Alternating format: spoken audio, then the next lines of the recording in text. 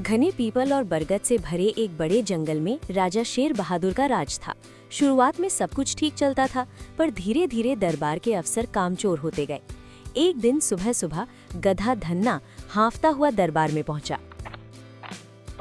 महाराज प्रणाम। अब तो बड़ी मुसीबत खड़ी हो गई है। नदी पर जो लकड़ी का पुल बनवाया गया था ना, वो अब एकदम हिलने डुलने लगा है। कल तो मैं खुद पार कर रहा था तो लगा अभी टूट जाएगा। अगर जल्दी ठीक ना हुआ तो कोई ना कोई जानवर मगरमच्छ के पेट में चला जाएगा। अरे धन्ना, इतनी बड़ी बात हो गई और किसी ने हमें बताया ही नहीं। भेड़िया मंत्री, तुम क्या करते रहते हो? महाराज, जंगल बहुत बड़ा है, हर जगह नजर रखना मुश्किल है, लेकिन चिंता मत कीजिए, हम अभी अधिकारियों को बुलाते हैं। कुछ ही देर में लोमड़ी लच्छो, हाथी बड़कू और लकड़बग्गा झबरा दरबार में आ गए।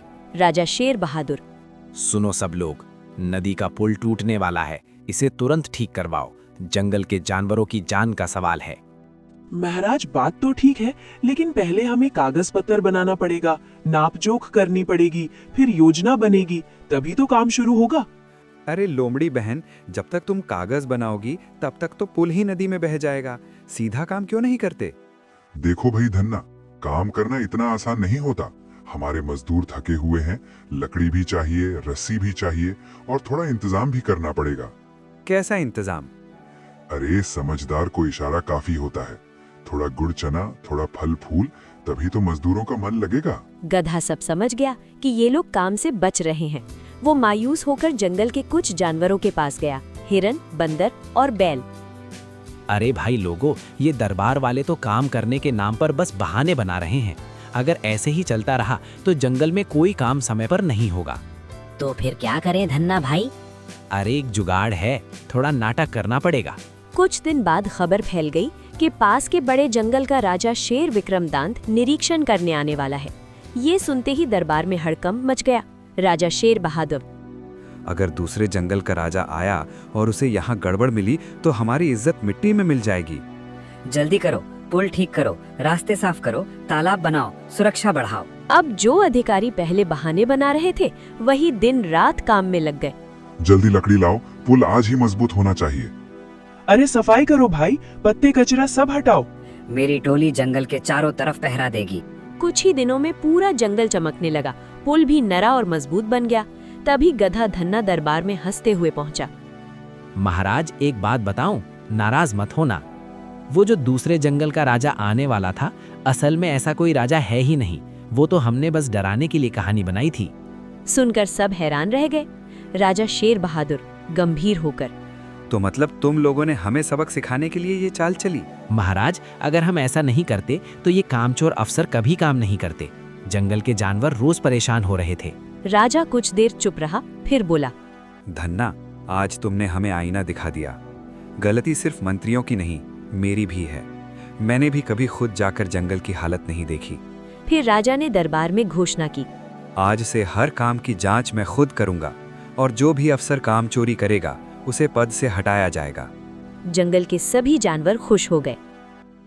कुछ दिन तक तो जंगल में सब ठीक चलता रहा। राजा शेर बहादुर रोज जंगल का हाल पूछते और अधिकारी भी थोड़ा बहुत काम करने लगे। लेकिन धीरे धीरे फिर वही पुरानी आदत लौटने लगी। एक दिन हिरन हड़बड़ाते हुए गधे धन्ना के पास आया। अरे धन्ना भाई, बड़ी आफत हो गई। जो नया पुल बना था ना, उसके पास की सड़क फिर टूटने लगी है। बरसात आने वाली है, अगर अभी मरम्मत ना हुई तो सारा रास्ता बंद हो जाएगा। गधा धन्ना, अरे बाप रे, फिर वही कहानी शुरू हो गई क्या? चलो पहले अधिकारियों से बात करते हैं। दोनों लोमड़ी लच्छों के पास पहुंचे। लोमड़ी बहन, सड़क टूट रही है, जल्दी मरम्मत करवा दो, नहीं तो बरसात में बड़ी दिक्कत होगी। लोमड़ी लच्छो नाक चढ़ाकर, अरे धन्ना, तुम हर बात लेकर हमारे पास चले आते हो। पहले हमें रिपोर्ट लिखनी पड़ेगी, फिर जांच करनी पड़ेगी, तब कहीं जाकर काम शुरू होगा। ऐसे ही थोड़ी ना हो जाएगा सब। अरे बहन, तुम तो फिर वही कागज पत्थर की रट लगाने लगी। जब तक तुम्हारी जांच पूरी होगी तब तक सड़क ही बह जाएगी। तो जाओ हाथी बड़कू के पास, निर्माण का काम वही देखता है। गधा और हिरन हाथी बड़कू के पास पहुंचे। हाथी भाई, सड़क टूट रही है, जल्दी ठीक करवा दो। अरे धन्ना, अभी हम बहुत थके हुए हैं, कई दिन से काम कर रहे हैं, थोड़ा आराम भी जरूरी है। अरे भाई, तुम तो पिछले हफ्ते भी यही बोल रहे थे। देखो धन्ना, अगर जल्दी काम चाहिए तो थोड़ा इंतजाम करना पड़ेगा। मजदूरों के लिए केला, गन्ना, फल, फूल। गधा मन ही मन। अरे वाह, फिर से वही रिश्वत का खेल। गधा समझ गया कि फिर से अधिकारी ढीले पड़ गए हैं। उसने फिर जंगल के जानवरों की एक गुप्त बैठक बुलाई। वहां बंदर, बैल, हिरन, खरगोश और भालू सब आ गए। गधा धन्ना, भाई लोगों, अगर ऐसे ही चलता रहा तो जंगल का सारा काम फिर से ठप पड़ जाएगा। हमें फिर कोई चाल चलनी पड़ेगी। इस बार कैसी चाल?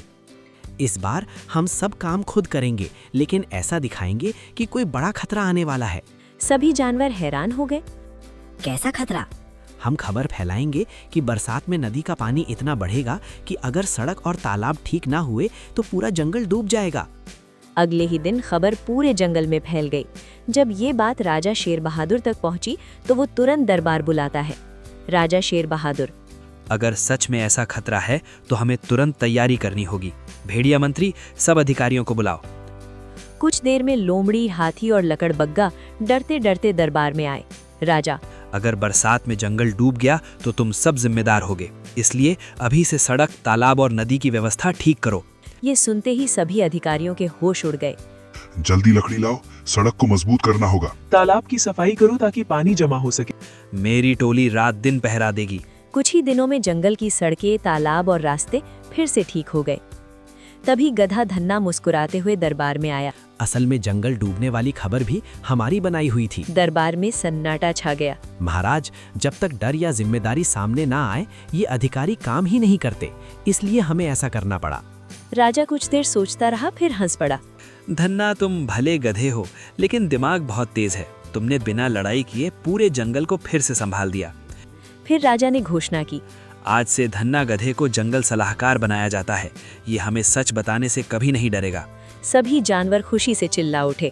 बंदर, वाह धन्ना भाई, अब तो तुम बड़े अफसर बन गए। अरे भाई, अफसर बनना नहीं, जंगल ठीक रखना जरूरी है।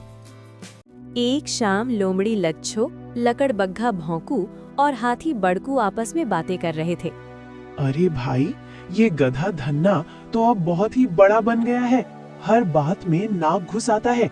अगर ऐसे ही चलता रहा तो हमारी आलस की जिंदगी खत्म हो जाएगी। हाँ बहन, पहले तो आराम से खाते पीते थे, अब हर वक्त काम ही काम। ये गधा तो आफत बन गया।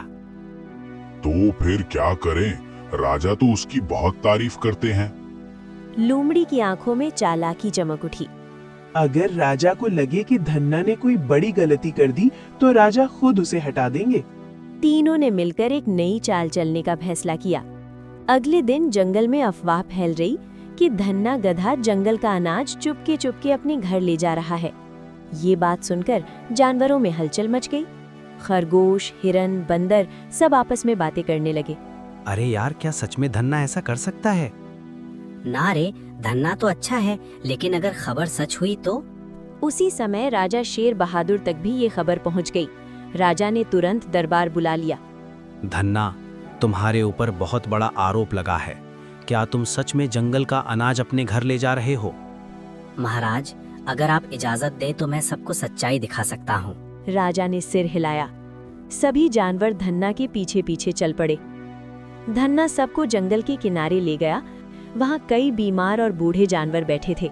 एक बूढ़ा कछुआ, एक घायल हिरन और एक कमजोर बंदरिया। धन्ना ने धीरे से कहा, महाराज, ये सब जानवर काम नहीं कर सकते। कई दिन से भूखे थे, इसलिए मैंने अनाज यहाँ रख दिया ताकि ये लोग भूखे न रहें।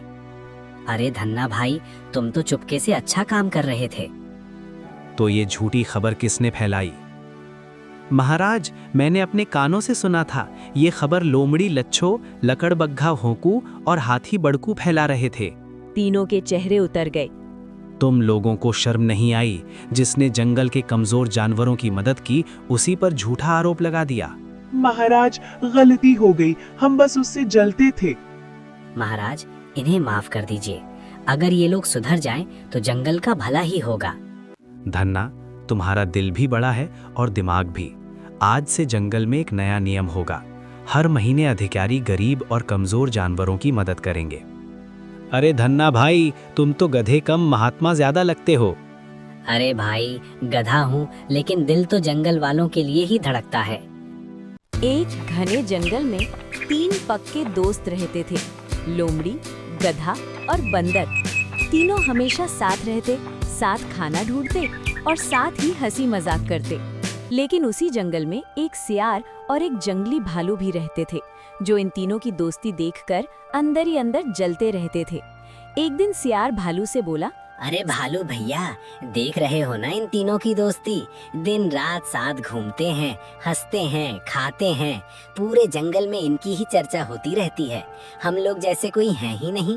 कसम जंगल की, अब इनका कुछ करना पड़ेगा, नहीं तो ये तीनों पूरे जंगल में राज करने लगेंगे। बात तो तेरी सही है सियार भाई, जब भी देखो ये तीनों साथ ही दिखाई देते हैं। बाकी जानवर भी इन्हीं की तारीफ करते रहते हैं। अगर इन्हें यहीं रहने दिया तो कल को ये जंगल के राजा के खास बन जाएंगे, फिर हमारा कोई पूछने वाला भी नहीं रहेगा। बस यही तो मैं कह रहा हूँ भालू भैया, हमें कोई ऐसी चाल चलनी पड़ेगी कि इन तीनों को जंगल छोड़कर भागना पड़े और ऐसा इल्जाम लगाना पड़ेगा कि सब जानवर भी इन्हीं के खिलाफ हो जाएं। लेकिन सियार भाई, ये सब होगा कैसे? बिना सबूत के राजा किसी को सजा नहीं देते। अरे भालू भैया, जंगल में मेरा एक पुराना दोस्त है, एक चतुर चूहा। वो बड़ा चालाक है। अगर हम उसे मना लें तो वो राजा के सामने ऐसा झूठ बोलेगा कि राजा भी सच मान लेंगे। अच्छा, तो फिर देर किस बात की? चल अभी उसी चूहे के पास चलते हैं। दोनों चलते चलते चूहे के बिल के पास पहुंचे। अरे भालू भैया, आज आप खुद हमारी बिल तक कैसे आ गए? अगर बुला लेते तो हम खुद ही दौड़े चले आते। जरूर कोई बड़ी बात है। हाँ चूहे भाई, एक जरूरी काम है। अगर तुम हमारी मदद कर दो तो तुम्हारा बड़ा एहसान होगा। अरे भालू भैया, आप भी कैसी बात कर रहे हैं? आप कहिए तो जान भी हाजिर है। तो सुनो, तुम्हें बस राजा के पास जाकर इतना कहना है कि लोमड़ी, गधा और बंदर ने तुम्हारा घर उजाड़ दिया और तुम्हें बहुत परेशान किया। लेकिन सियार भाई, उन्होंने तो ऐसा कुछ किया ही नहीं, फिर मैं झूठ क्यों बोलूं? अरे पगले, जंगल में थोड़ा बहुत झूठ तो चलता है, इससे तुम्हें भी फायदा होगा। राजा तुमसे खुश हो जाएंगे। थोड़ी देर सोचकर चूहा मान गया। अगली सुबह चूहा जंगल के राजा शेर सिंह के पास पहुंचा। महाराज, मेरी तो बड़ी दुर्दशा हो गई। कल रात लोमड़ी, गधा और बंदर ने मेरा घर तोड़ दिया, मेरे बच्चों को भी डरा दिया। अब आप ही न्याय कीजिए। क्या? इतनी हिम्मत? उन्हें तुरंत मेरे सामने लाओ। कुछ देर बाद तीनों दोस्त राजा के सामने खड़े थे। शेर सिंह, बताओ, तुम लोगों ने चूहे का घर क्यों तोड़ा? महाराज, हम तो इस चूहे को जानते तक नहीं, हम भला उसका घर क्यों तोड़ेंगे? महाराज, जरूर कोई हमें फंसाने की साजिश कर रहा है। हमने कोई गलती नहीं की महाराज, आप चाहें तो पूरे जंगल से पूछ लीजिए। लेकिन सियार आगे आया। सियार, महाराज, चूहा मेरा दोस्त है, उसने जो कहा है वो बिल्कुल सच है। शेर सिंह ने गुस्से में फैसला सुनाया। शेर सिंह, अगर ऐसा है तो तुम तीनों को ये जंगल छोड़ना पड़ेगा। तीनों दोस्त दुखी होकर दूसरा जंगल चले गए। गधा, अरे भाई, बिना गलती के हमें जंगल से निकाल दिया गया, बड़ी बेइज्जती हुई। लेकिन हम हार नहीं मानेंगे, जहाँ भी जाएंगे मेहनत करके नई जिंदगी शुरू करेंगे। सही कहा दोस्त, सच्चाई एक दिन जरूर सामने आएगी। नए जंगल में शेर राजा वीर सिंह रहते थे। उन्होंने तीनों को बुलाया और बोले, राजा वीर सिंह, अगर तुम सच में अच्छे और बुद्धिमान हो तो मेरी 3 पहेलियों का जवाब दो। तीनों ने मिलकर सही जवाब दिए और राजा खुश हो गया। राजा वीर सिंह, आज से तुम तीनों हमारे जंगल में सम्मान से रह सकते हो। हमें तुम जैसे समझदार जानवरों की जरूरत है। तीनों दोस्त खुशी खुशी नए जंगल में रहने लगे।